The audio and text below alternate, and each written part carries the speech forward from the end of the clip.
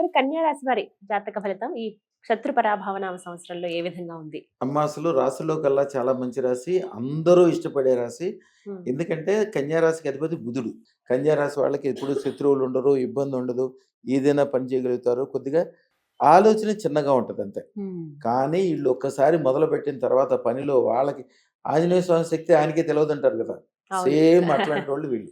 వీళ్ళ హ్మ్. శక్తి వీళ్ళకే తెలవదు. హ్మ్. కానీ మొదలుపెట్టిన తర్వాత ఇందాక చెప్పాను కదమ్మా! బుధుడికి ఏదైతే వాహనం ఉంటదో హ్మ్. ఒకవైపు నుంచి చూస్తే సింహంలాగా ఉంటది. ఒకవైపు నుంచి చూస్తే ఏనుగులాగా. ఏనుగులాగా ఉంటది. ఏనుగులాగా శక్తిగా, నిష్టగా, జాగ్రత్తగా ఉండగలరు. అవసరమైనప్పుడు సింహంలాగా లంఘించగలరు. కానీ అది ఆ టైం వచ్చినప్పుడే చూపించగలరు. లేకపోతే చూపించరు. హ్మ్. అది ఉన్న అంత శక్తి ఉన్నప్పటికీ అది బయటికెప్పుడొస్తది? అదృష్టతను దానం చేసిన తర్వాతే వస్తది. ఆహా! లేకపోతే దేవుడిచ్చిన ఈ అద్భుతమైన శక్తిని వాళ్ళు ఒక చీకటి గదిలో పెట్టి తాళం వేసేసినట్టు అయిపోతది. హ్మ్. దాని వలన ఏమవుతది? ఇంత అద్భుతమైన శక్తి ద్వారా ఇలా ఐశ్వర్యం సంపాదించకపోతే వాళ్ళ కుటుంబానికి వాళ్ళు ద్రోహం చేసినట్టు. ఇప్పుడు మిమ్మల్ని నమ్ముకుని మీ భార్య వస్తది. మీ అంతే పిల్లలు కదండీ. దేవుడిచ్చిన పిల్లలుంటారు. మిమ్మల్ని కనిన తల్లిదండ్రులుంటారు. ఆళ్ళందరూ మీ వల్ల ఐశ్వర్యం పొందాలి కదా! హ్మ్. మీ వరకు మీరు సంతోషంగా, ఆనందంగా ఉండి వాళ్ళకి ఐశ్వర్యాన్ని అందించలేకపోతే అది తప్పవుతది. ఇబ్బంది.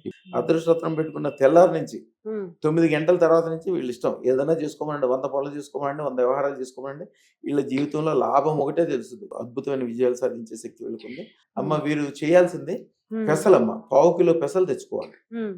యాక్చువల్‌గా 333 గ్రాముల పెసలు తెచ్చుకోవాలంటారు. హ్మ్. సరే సుమారుగా తెచ్చుకొని హ్మ్. దాన్ని రాత్రిపూట అమ్మవారి ఎదురుగుండా పెట్టాలి.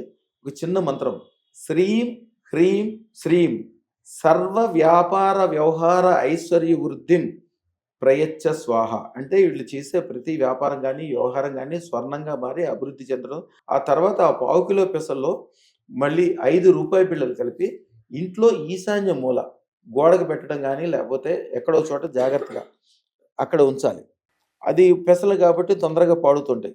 పెసలు పాడైనప్పుడల్లా పెసలు మార్చుకోమనండి గానీ రూపాయి బిళ్ళలు మార్చక్కర్ల. అదే ఉంచుకోవచ్చు. అవి అలాగే అలాగే ఉంచేయొచ్చంటారు. ఉంచుకోవచ్చు. హ్మ్. ఆ సంవత్సరం ఈ సంవత్సరం మారిపోయిన తర్వాత అద్భుతమైన సంపదలొస్తాయి. ఈ రూ. 5 ఏదైనా లక్ష్మి గాని, వెంకటేశ్వర స్వామి గాని గుడిలో వేయాలి. హ్మ్. ఇక అక్కడ ఎక్కడి నుంచి నుంచి చేయమంటారు. ఎక్కడికెళ్తారో వీళ్ళకే తెలుస్తది. అదృష్టం అలా కలిసొస్తుంది. అమ్మ శుభం బియాతల్లి. చక్కగా తెలిపారండి. నమస్కారం.